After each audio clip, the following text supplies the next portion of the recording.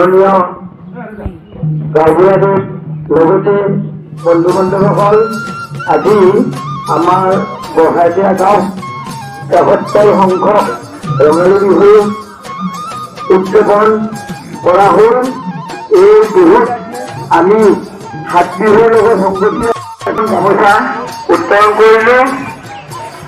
আমাৰ অসমীয়া জাতিৰ কাৰণে ৰঙালী বিহুটো বাপতি সাহোন।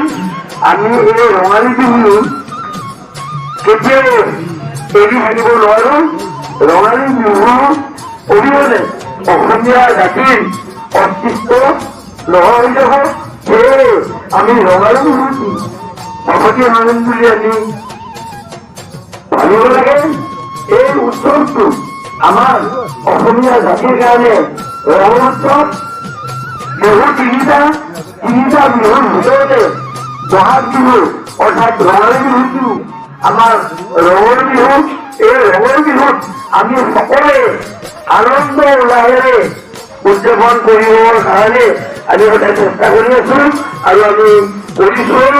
আমি ৭১ বছৰে বঢ়াৰদিয়া গাঁৱত ৰঙালী বিহু পালন কৰিম।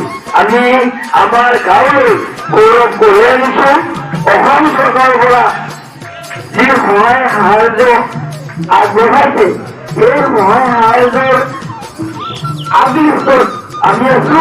৭১ বছৰ বিহু পালন কৰা এইখিনিত বোধহয় আমাতকৈ বেছি নাই। আমি আগত আছো। এইবাৰ আমি ৩ নম্বৰত কৰিছো।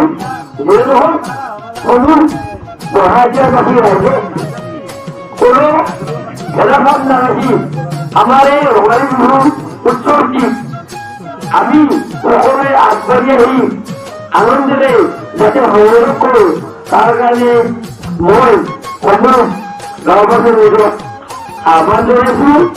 ৰঙালীটো ৰঙৰ উৎসৱ। আমি ইজনে সিজনক আদৰ কৰি আমি মৰম চেনেহ ৰাখিব লাগে। সেয়েহে আমি বহাগ বিহুত নতুন নতুন গামোচা আমাক বৰণীসকলে ধুই দিয়ে মৰমৰ চিন্তৰূপে। গতিকে আমাৰ ইয়াত আৰু বহুকেইজন বক্তা আছে, মই বেছি ক'বলৈ নাযাওঁ। এইখিনি কৈয়ে মই মোৰ সমূহ ভাষণৰ সামৰণি মাৰিলোঁ। ধন্যবাদ। আৰু আঠ বিহুৰ আত্মপ্ৰকাশ উত্তোলন কৰা উদ্যোগসকল আৰু মোৰ জ্যেষ্ঠজন আৰু বঢ়াৰদিয়াবাসী সমূহ ৰাইজ, আজি আমাৰ বিহুৰ প্ৰথম কাৰ্যসূচী গ্ৰন্থি প্ৰজ্বলন ইতিমধ্যে হৈ গ'ল। দ্বিতীয় কাৰ্যসূচী পতাকা উত্তোলন হৈ গ'ল। গতিকে আমাৰ গাঁৱৰ ৫দিনীয়া বৰ্ণাঢ্য কাৰ্যসূচীৰে আমাৰ জনকল্যাণ সংঘ ও পুথিভঁৰালৰ সৌজন্যত আৰু গাঁওবুঢ়াৰ উদ্যোগত অতি উলহ মালহেৰে উদযাপন কৰা হ'ব ৰঙালী বিহু। গতিকে সমূহ কাৰ্যসূচীতে আমাৰ সমিতিৰ কৰ্মকৰ্তা আৰু গাঁৱৰ সকলোকে সহায় সহযোগিতা কৰিব বুলি মই আশা কৰিলোঁ আৰু শেষত সকলোকে ৰঙালী বিহুৰ শুভেচ্ছা জ্ঞাপন কৰি মোৰ বক্তব্য সামৰণি মাৰিলোঁ। ধন্যবাদ।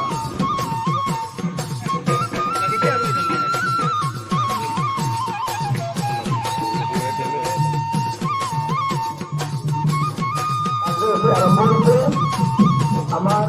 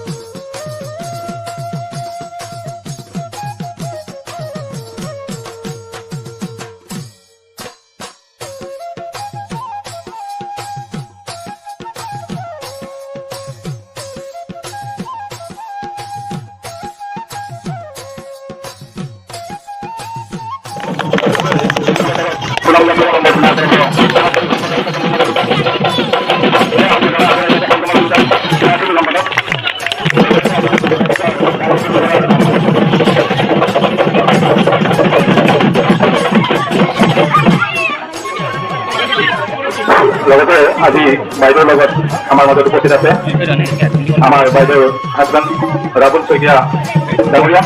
তেখেতক বিহু উদযাপন সমিতিৰ তৰফৰ পৰা আমাৰ গাঁও গানৰ সভাপতি মাননীয় সন্তোষ ঠাকুৰদেৱে বিহুৰ বতৰত এখনি তুলংগা মেটাৰে সম্বোধনা কৰিছে। ধন্যবাদ। আমাৰ মাজত উপস্থিত আছে আমাৰ মাজত আজিৰ এই শোভাযাত্ৰা দ্বাৰ মুকলি কৰাৰ কাৰণে আমি বাইদেউক আহ্বান জনাইছোঁ আৰু সহায় কৰি